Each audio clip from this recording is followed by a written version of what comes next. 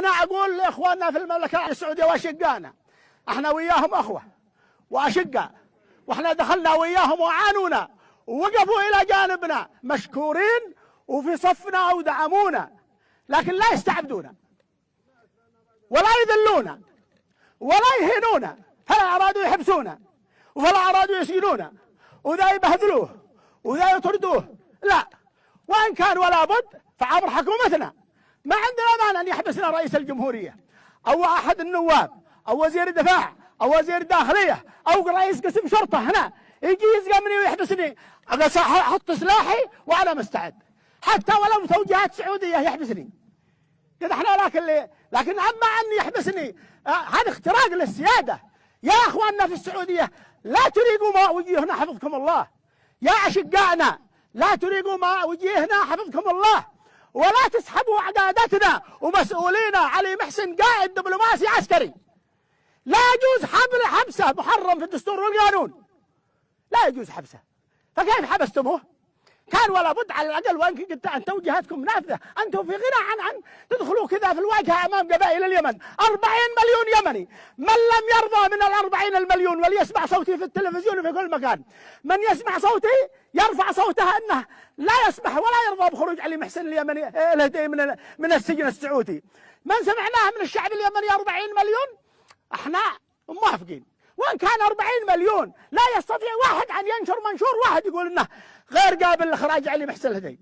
40 مليون يا إخواني، 40 مليون نقول كلنا لازم يخرج علي محسن الهدي، ولا يستضعفونا، أو عندما رأوا حكومتنا ضعيفة عندهم وقادتنا المسؤولين الثمانية الأثمان ما استطاعوا أن ولم يتجرؤوا على الأقل يقولوها صريحة، يقولوا يا إخواني أدوناه وبنحبس احنا في حبسنا، عندنا حبوس، ولا يسوون لنا سجن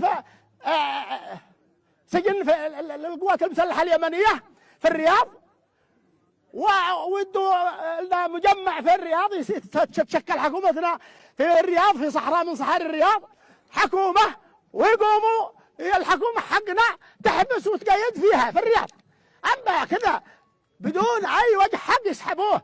عريتوا وجهنا يا اخواني، لا تعروا وجهنا، خلوا ما وجهنا. اليوم الحوثيين يقولوا انتم بالله مستعبدين، بالله يحبسوكم، بالله ما عاد خليتونا كرامه امام اعدائنا، امام الحوثي.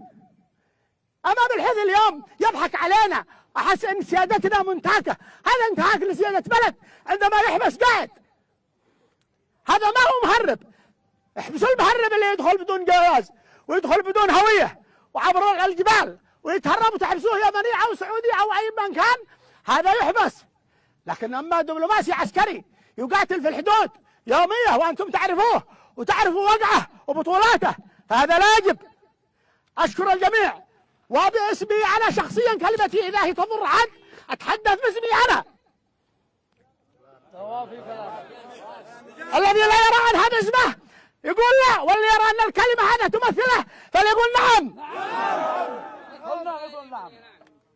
على كل من هو يريد في هذا الموقف انه ما يكون كلمته قاسيه، فبكيف احنا ما جينا هنا الا نجتمع ونتصور، وكلامنا لازم يكون عالي وسقفنا مرفوع، لاننا طالبنا سرا المملكه العربيه السعوديه وقلنا لاشقائنا عيب حبس علي محسن الهدي، لا يجوز حبسه.